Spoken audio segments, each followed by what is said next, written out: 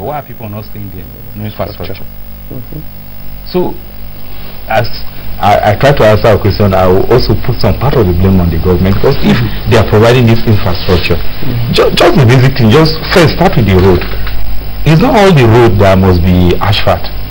If you go to other country, we can find an alternative way of doing some of this road, maybe by using interlock, good stonework to provide those infrastructure. Then we'll take it up from there. I understand what you're saying, because if the space is opened up for a lot of housing and people can stay, the houses will come down. But right now, where everybody, house is like a form of social status. So where people could, where fit my social status? That will say where I have maybe some of the basic things like light, access to water, to good road. You pay 3 almost. But the issue, I understand what you're saying, that for us to bring down the prices or the rent, along that value chain there must be adequacy in terms of, there must be the issue of land.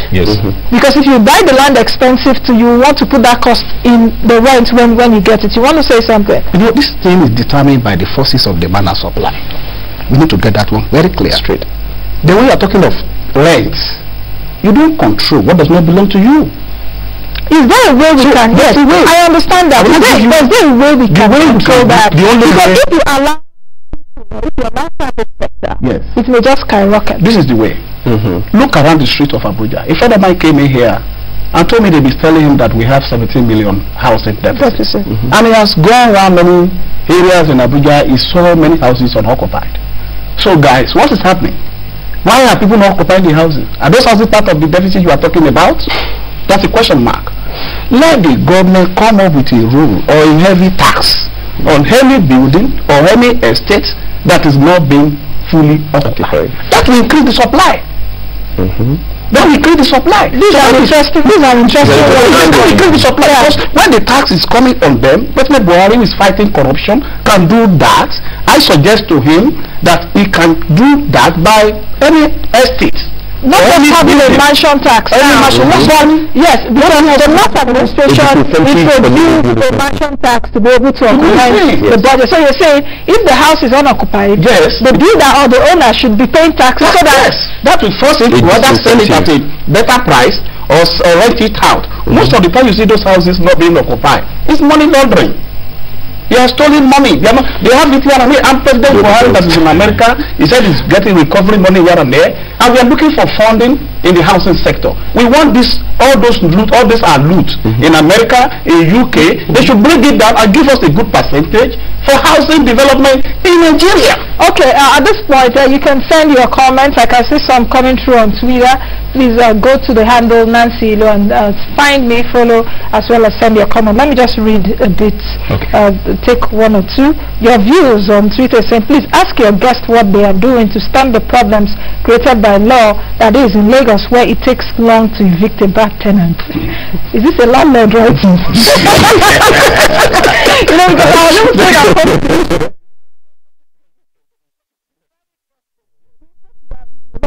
He said our government have been building for themselves, their friends and the high class in the name of building for the poor masses. Edwin is saying, oh, love your show, carry on. Thank you very much. Alright, where should we start? Should we start from how to lower costs? Yes. Okay, no, let's talk about this. Yeah, you talk about rent. It takes a long time to evict a bad. The law is there's a procedure in law on how a tenant, either good or bad tenant, I think can be ejected from a home. So to the best of my knowledge, I will not suggest to the person not to follow the due process of the law. So he should go on the right way, go get his lawyer to follow the due process of law and get the person. Nobody is above the law in the country. Once you have a bad tenant, the bad tenant has to get out of your house so that your reputation will not be spoiled. Absolutely. The issue about building for masses. Absolutely. Not just I don't also want us to concentrate on the federal government because we have state government and there are a lot. There should be a lot they can do with the new governors in place, so to speak, because majority of the states have new chief execs. What should we begin to do to build houses for I don't like saying poor masses. I don't like that word masses. For Nigerians. For Nigerians. That acronym, housing for all, is it really? It's possible. It's possible. Let's look at this. The Land Use Act 1978 vests lands in the hands of the chief executive of the state, and it further breaks land into two categories: rural land and urban land. Urban land has to be signed out by the governor and his advised by a committee, and then the rural lands by the local government chairman, and I think one gives statutory right of occupancy, the second one gives them customary right of occupancy. Now this just says in these offices of the governor and the local government chairman, you're able to make land available. That's step one. On a sites and services scheme basis, or any of those other combinations, or sites and services where the state takes on the site and the developer takes on the services and the housing units, any combination would do. In some cases, the state could offer the land and say, okay, I give you a moratorium of certain number of years, but you start paying for the value of this land after a certain number of years. That's the state has bought land. The developer comes in and says, okay, I will bring light, water, and all necessary infrastructure here, and you, Mr. Developer, come and build your own house to this design, to this and that. Mr. Homeowner now. So these are many combinations that are possible, but first you get the land out. The second is this: if you say you want to make housing available, and you now say for all means making it match their average revenue per homeowner. When I do have this average revenue per homeowner, I am able to design to that cost. Two things will happen here. One, I standardize the houses and get the best value I can for what they can afford. It's very possible. But the second part which is best is this: by bringing in volume, real mass of housing units, you're not just reducing the housing deficit, you're also lowering the unit costs. It's economies of scale. That's the concept you will use there. So it says when you buy one by the time you're buying say 10 units, I could just throw one in. This means the more units of housing we throw into the market, the lower you can make the cost. Now there are very many patented methodologies for building houses. Joe can say he wants to perfect bricks. My brother here can say he wants to. Yes, you can say you want to build a proprietary system.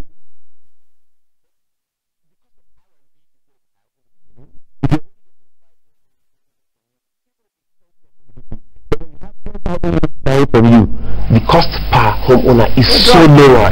Okay, Joseph, you want to say something? I want to take it up from where you see he stopped. Like providing mass housing. You were looking at it that if we try to maybe look at it as a whole, not only Abuja, be a whole Nigeria. Yeah. There's a project my company is involved in Jos. We are supposed to provide for a whole an institute in Jos. Part of the problem we encounter, just like what you say, one, the land, and then if you take land reform out of it, the second problem is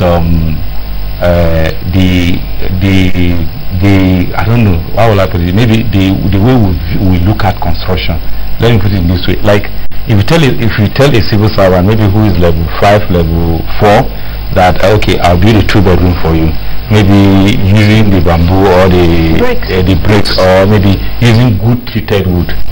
If you travel out of this country, especially US, have good treated wood. That's one, it saves time. And then 2. That's what I was even coming to. Can we have such classes, or we don't? Or is it because is it because of the class system or the status? No, we have. One is ignorance. Building a house with brick, is it less expensive than yes, it's less expensive. Yes, it's fine also. But the problem is that in Nigeria, when you tell somebody I'm going to build with bricks, or maybe with treated bamboo, or maybe with treated wood, you feel that his next neighbor that built with block, his own is more quality. That is one of the this problem. Then the other problem is most of this. I believe that since the incoming government they are coming, some of them will learn from the mistakes of the past, because some of these projects, the way they are designed, even at the state level, they are designed to fail. Okay. You understand? Yes, my sister, you know, we started with issue of state government. Let me start on a point that housing is a tool for economic development. I agree. You know what I'm saying? On every side you get to, you see bricklayer, you see carpenter. If all the state government can see it in that way, as an economic catalyst. I can assure you that you have capitals, you have plumbers, you effect. By this reason, instead of the state government, you would even have the woman selling food coming to the side. The woman selling pure water, the woman selling even Google. You get what I'm saying?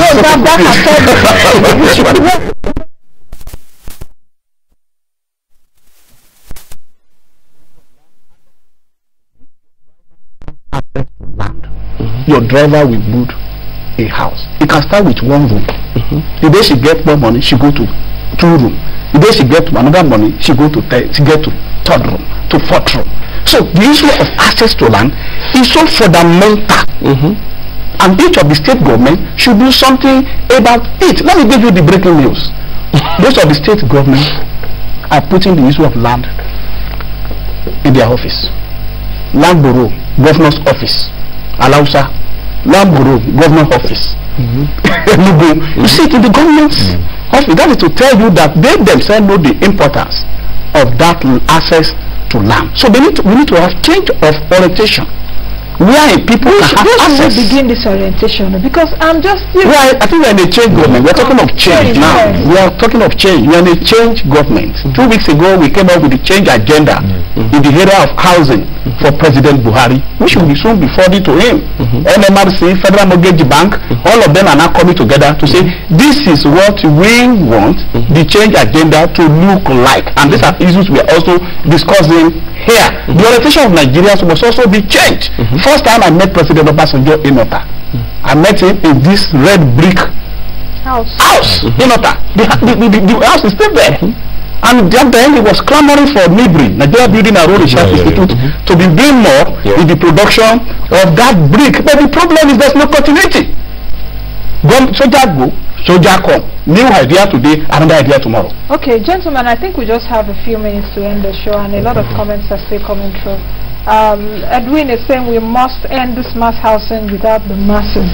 Okay, we say please let's talk about the issue of mortgage housing and how Nigerians can benefit, not just only the people in office or government. I think we've said it even within the program. Joshua is saying, well, I think the FG should reduce the price of building materials and building more estates at affordable price to Nigerians. How can they do that? They can if we have more production. Tax rebates. Tax rebates. I know that was price close to 2,000 now. 2,000 depending on the location. Depending on the location. And logistics. And logistics, isn't it? Franklin is saying, oh, this. Okay, let me read it since I've called his name. Franklin, your program is always getting more interesting day by day. Thank you. Thank you very much. Alright, then it gets interesting because we know you're watching.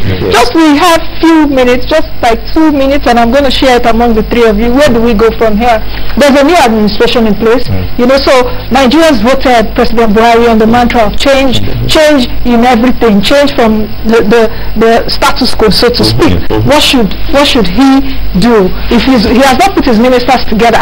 When we get ministers by September, because he said he would announce his cabinet by September, what should the minister of, that is if they don't put it together, minister of lands, housing and whatever, but what should the minister do? Jumpstart the business of housing provision. It's a business. Put forward some land. Connect the existing pools of funding. Existing, because we're not expecting any new funds. There's a drop in the nation's revenue, and also let's leave that aspect. But the pool you have existing between the pension funds, between the insurance companies, these are long-term funds.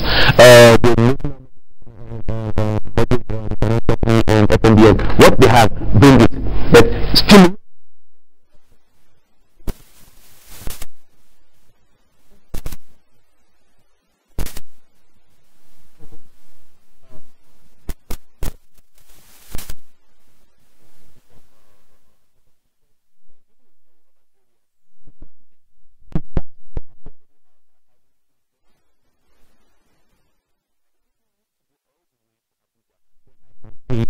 But it's also dependent on infrastructure. Quickly. the president can maybe call all the stakeholders, maybe like national stakeholders. We've always had that in the past. Why I'm saying times. We are talking about change. Okay, change. And the president that we have right now, at least is a man of his word. So what we are saying, having a national stakeholder, so there are a lot of problems. If things are not working, that means there must be something that is not making some of those things to work. Have a stakeholders meeting to be able to address those challenges. Address some of those challenges, and then at the end of the stakeholders, the governors, because the federal cannot do it alone. Okay, I think I'll hold to your time. Yes. Quickly. On a final note, I want Mr. President to please put housing as a priority and use housing to drive the economy of this country. It has been done in advanced countries. It has been done in Singapore. It has been done in Malaysia, even in America. If you can use housing, I can show you Nigeria will be better. I want Mr. President to look at El-Rufai's method. When he was made the minister of FCT, he was giving land. He was also providing infrastructure. That is why we can have Mokogoma of today. That's why we can have Guaripa of today. Mr. President, if you can do that, then there will be increase in the housing stock. And finally, Mr. President,